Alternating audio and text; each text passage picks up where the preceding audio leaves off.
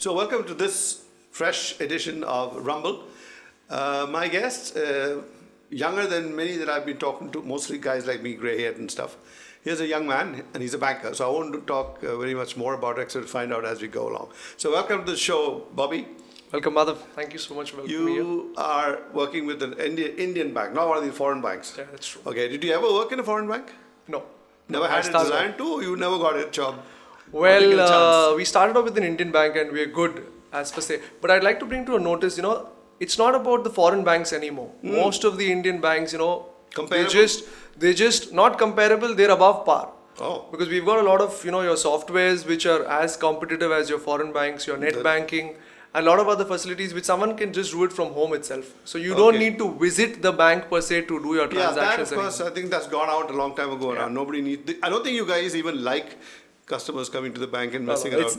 It's not that way. If there is a walk-in, we probably have an opportunity to, check where we can, dive in further and see where his requirements are. So what's the most critical post in the branch, if you ask me? I know there's a branch manager, but... See, the face of the bank is the person who's sitting right in front. Yes. Okay. Yes. So a customer might walk into the branch manager's cabin.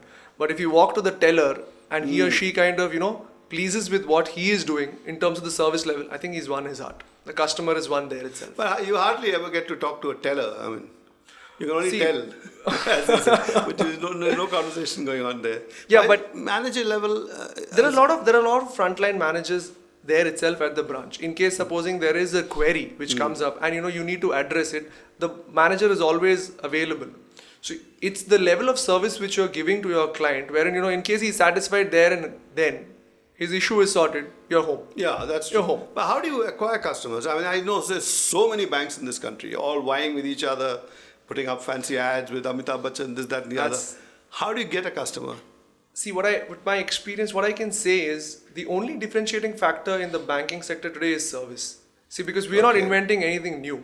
It can be X bank, Y bank, Z bank, but isn't there any difference in interest rates? There would be a slight factor in certain products. So when I say a certain product, someone might give you, say, a slightly higher rate of return on your savings account, wherein they might just compensate it with a little lower return on your fixed deposit.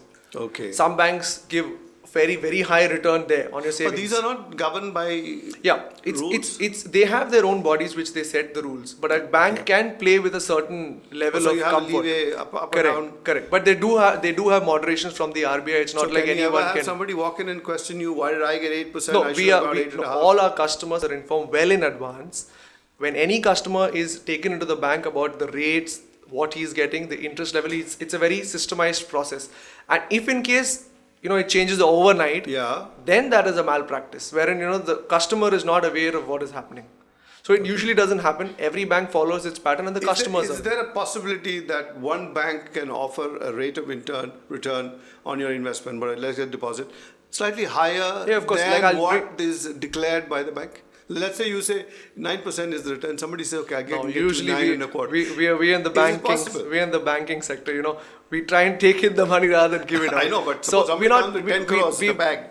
Yeah, I got 10 crores. No. Give me some more than what I normally get. See, what a bank can do is, every bank has its preferential customers. Yeah. So when I talk of preferential customers, based on the volume he does or the transaction level he does, we at a certain level we can give him her leeway on the so rates that's all these HNI, high net worth. Correct. So these high net worth individuals, when they if they're even an importer or an exporter and they're doing large scale import-export, because of the relationship and we transactions serve, are high. Correct. So we usually either leeway the fee off, we charge a lesser fee, or we declare that this much of discount is what you're getting on it. We give them a flat rate. So when you see all this going on television, television anchors hammering bankers by saying, the poor farmer, he's not getting his money, that's been cheated, that's been robbed. Are these things so easy to do with all these systems in place? How do they, I don't want to ask you to declare bank secrets, how you loot your customers. I don't want to know. But do things like that happen? Where's the manipulation level?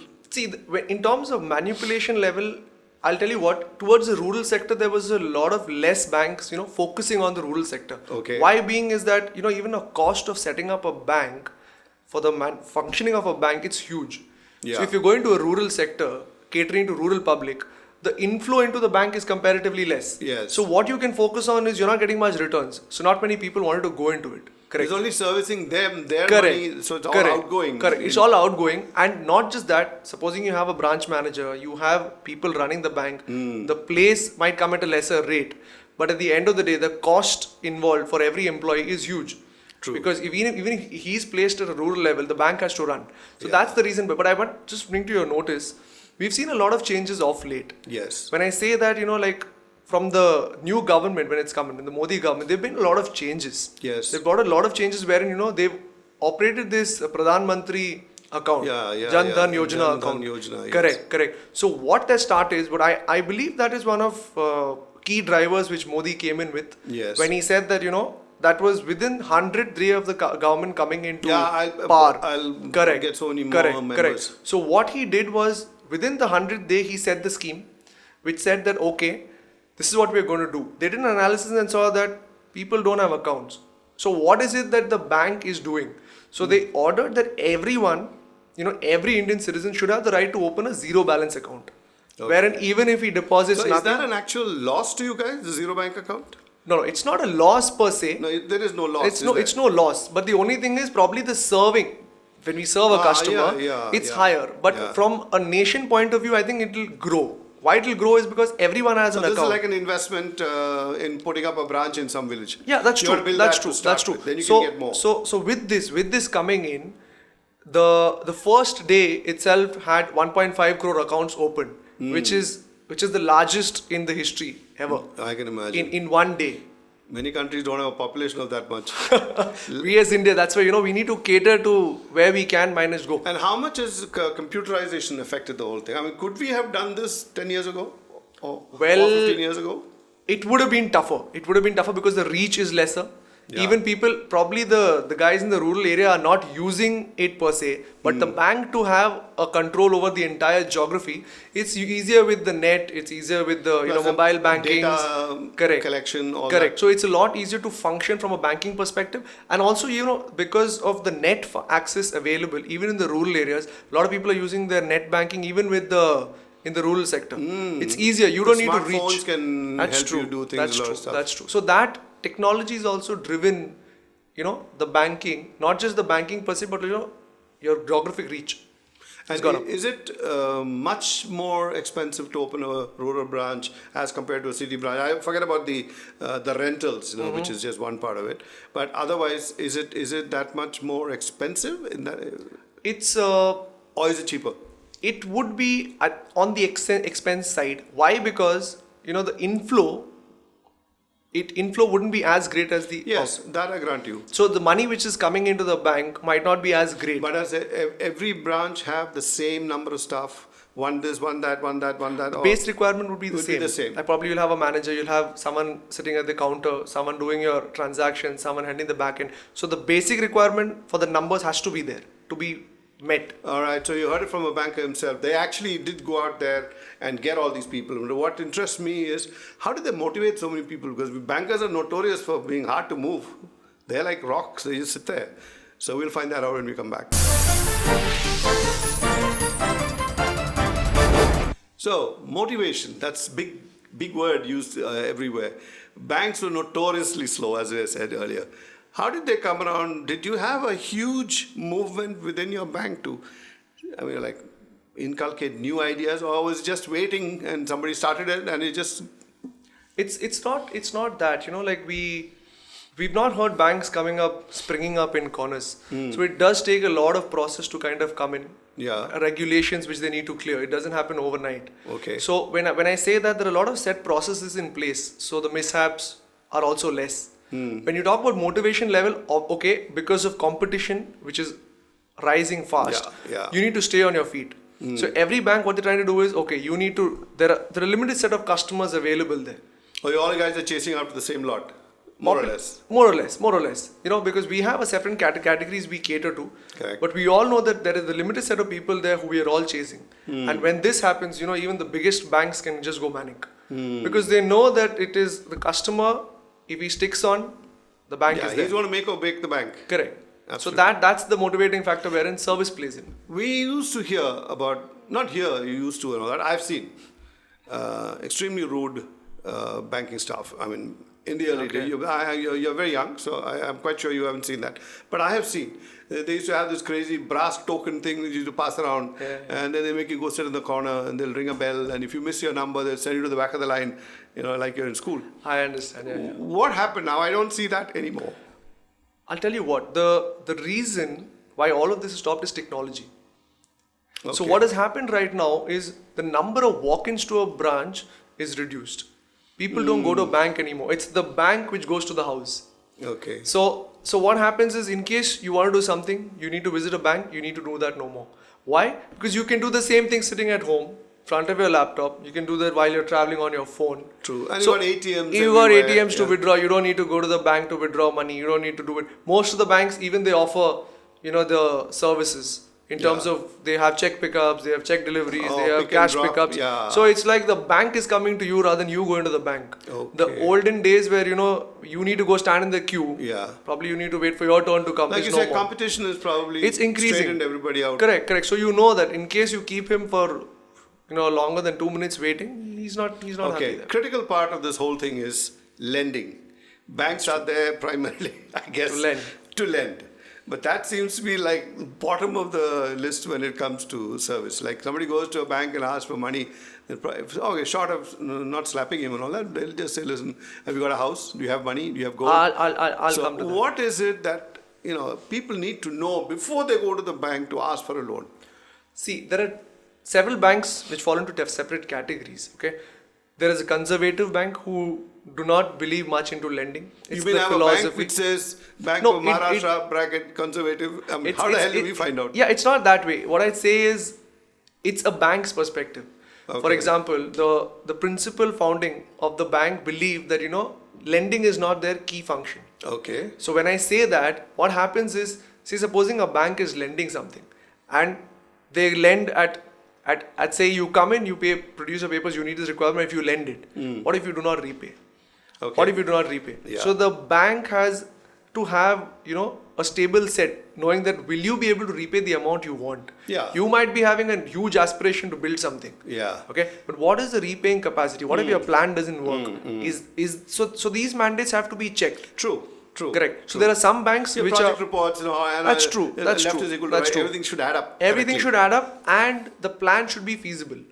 In case he's already done his business before, it should also be said that he's done fair enough to kind of reach to that level. Okay. If it's not, there's no point in there. Or you can probably give him some part of the loan to watch how It's he true. grows. It's true. So those people in that position, the critical part where the interaction between the outsider and the bank is in these areas. Is it always handled by the branch manager, or is there somebody lesser than him also? The initial part to put it across, it would not be the branch manager's requirement, wherein he's coming and saying that he needs to access a loan. Okay. He needs some amount. So are banks geared to help them on that? Oh, of course. In case everything is correct and they have the capacity, we do process it, because that's how the economy kind of grows. The bank also gains. The bank also gains the money which they are getting in. It's. I mean, first it goes out and then it Yeah, comes so in. the higher rate of return is also charged, right? So Correct. that's where the bank kind of gains. But the only thing they want to make sure is, can the guy pay the money? Can he pay the money, or is he not capable enough? That's all. Okay. Another part which used to annoy the hell out of the civilian sector, I mean, I'm not including in that sector, is the fact that bank employees, apart from being rude and whatever, they used to hold the country to ransom, going on a strike every now and then. And I just want to know whether technology has made a difference so that they don't do quite so much It's true. This was hostage taking. But this was a way of the past. Okay. It's no more that way right now. Especially in the private sector, it's a no. I mean, you Okay. want to close down, it doesn't happen that way. It doesn't happen that way because of the competition. And it's not a lobby which is running the sector right now. You can't just shut it down and say today we are on strike. Most of the transactions can happen offline, online. That's how it happens. You don't need to visit a bank per se to do your All right, transaction. guys, if you didn't know that, take some solace from that you can continue to service your account. So when you come back, we'll find out how does that happen when there are no people, yet work goes on. That's interesting. Okay, another thing that most people when they go to the bank probably go with their first salary or their first whatever. I guess some company would be depositing it straight into his account. What the hell does he do with his money other than leave it there and take it out to buy a Coke or put it back in to buy a mobile phone? What do you guys offer by way of advice to a brand new guy who comes and opens an account? Youngster, I'm talking about youngsters. See, a lot of people are not aware of what they can do with their money. They think that the money is coming in, it's there, the month is met, the expenses are done, it's over, and it goes on in cycles till the time they're not So sure of everybody what lives they on do. one payday to the next payday, and it just goes on. They just go on. Like even if it's wage to wage, if it's month to month, it's day to day, it just keeps happening. Yeah. So there needs to come a time where someone knows, okay, this is where I put in my money. This is how the investments happen. It has to happen in a planned time over a period of time. Okay. Otherwise, a money is not making money. We can work day and night, but it's actually the money which is investing and you're making more money. So that needs to be corrected. A lot of Indian people, they make money, but they do not know where to put it, what is happening in the markets. So whose fault is that they don't know?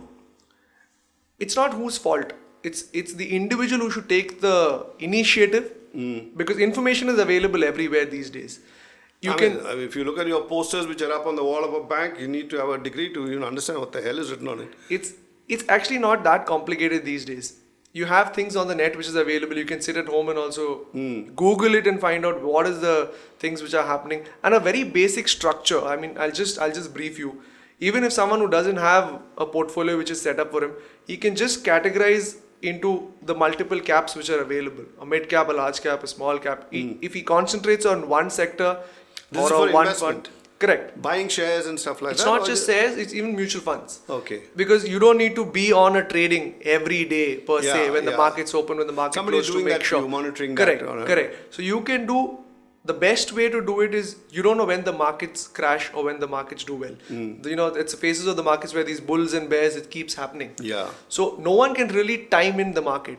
You mean to say banks offer advice on these things too? Yeah. We have I a thought only separate stockbrokers. No, we have a separate category which caters to your portfolio management itself. Okay. Wherein we manage individual accounts. We make sure that, okay, we do a review of the portfolio which the current So person can is somebody handling. walk in with 10 lakhs and say, okay, I need to put this 10 lakhs somewhere. What do I do with it? So in the old days, it used to be fixed deposits and that was the end of it. Yeah, of course. See, what we do these days is not just give them a feedback of what we can do, but we also show them a projection of what are the requirements. Say, supposing you have a daughter, you need to get her married off in 5 years. You have a son, you need to send him off for a foreign education. You want a dream home of whatever amount it is. Billions. So there's billions. So we also need to make sure that what is the inflow, what is the period which the money is staying, which are the avenues to kind of make it there. Okay. That's how it works. It works in cycles. And people do come to you? Of course. They just walk in and say, what do I do with my money? See, or they ask for? Or it's the other way around. We tell people, okay, hey, you got 10 lakhs. What do you plan to do with it? I have no clue. Okay, or you have. So that's the basis of the damn irritating calls I keep getting. Sir, you've got so much money lying in your savings account. Why is it lying there? Unless we ring a bell, you're not sure what you're doing. Probably we give you a better plan. Okay. We suggest you something which you've not come across, and then you feel we hook you on. We hook you on. That's how it is. Okay, so most people are open to these ideas from bankers. Is it still? In case, some people are a little hesitant. Do they still look at gold rather than a bank?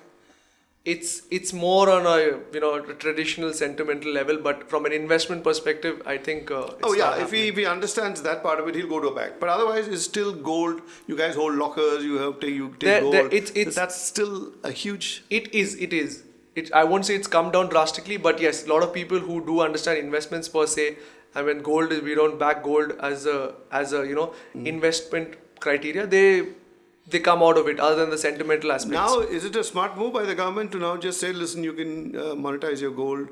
There's some new thing that's come, no? You can put your gold into the bank? Yeah. You can. The thing is, you can park in the gold because every bank has to keep a gold reserve as well. Okay. So they kind of benefit out of it. But a lot of people, what they understand is the benefit they get out of a gold return. It's there. It's not doing much. Yeah. Probably how much the price is raised, you might not sell it because of your sentimental values towards it. So what is happening is it's not helping the economy grow per se in the longer run. Yeah, rather than people and the put gold in the lying money. there is not lying in bricks and chunks. It's just lying in jewelry lying form, which there. they don't want to mess around with. They're lying there. So it's they not probably such a great idea. They'll pass it to the next generation and the generation after. But what is the money done? It's not multiplied.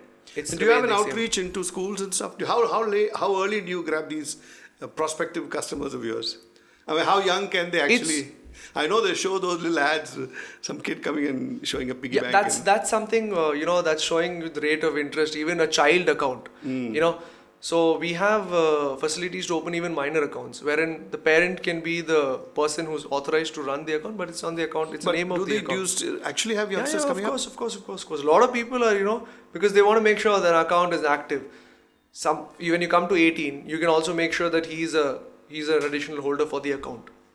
So the legal guardian just passes it on. So there is an account which is there. It's not probably they're not using it frequently for a day-to-day transaction, but yeah, you do have an account per se. So there are people who understand. Of course, a lot of people. And are getting more savvy these days, or they're like, God knows. Yeah, because with tech coming into the play, a lot of even kids nowadays you see they're not playing around with anything else but the mobiles or the tablets. That's true. And everything is available at a finger's move.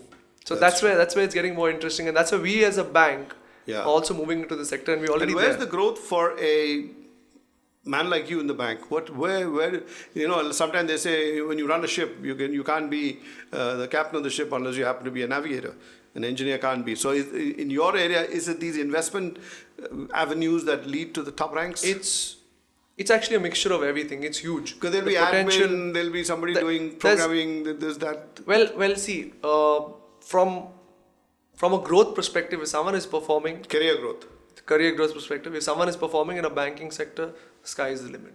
Because you know that, okay, there are huge opportunities. You might need to make a switch. You might need to... But someone, if he's focused on investments and he knows what he's talking about, if he's managing portfolios really well, there are multiple options where he can kind of... also have the occasional Rajat Gupta who goes into 20 years in jail. The temptation to fiddle with the money is also there.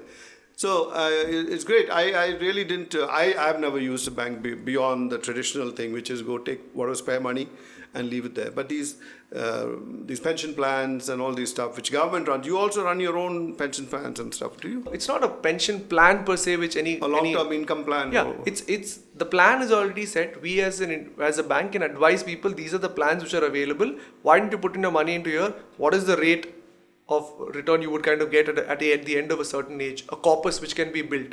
So everyone, see, from a retirement perspective, what everyone wants to do with the money has to have two parts. One is when you retire, you need to make sure that you get a fixed monthly income to kind of survive you. Yes. And the second part of the money is what we do is make sure that it's growing. Okay. Correct? So when you need money, the first part, make sure that you need to grow. So where would you get your regular monthly income from? So you need to put it into a regular income generating fund. Okay. Correct? So that's two aspects of it. More into it. Yeah, so that's one. The second part should have more of an equity exposure wherein you can tap the market. Because when the markets do well, your money would also appreciate. Otherwise, what happens is with time, inflation kicks in. Even if you have a 6% average inflation, over the next 10 years, prices would definitely double. Yeah. That's why you need the equity Everything exposure. goes out of reach. Correct. Otherwise, someone could just put it into an FD and be very safe that life would go on. Forget about it. But it doesn't happen these days because of these factors. Hey, Bobby, thanks a lot for coming. It was lovely talking to you. Thank you so much, Madhav. My pleasure. There's so much more that we can talk about banking, especially this new generation of customers and new generation banks. So we'll do this sometime later, another episode. It's my pleasure. Thanks for coming.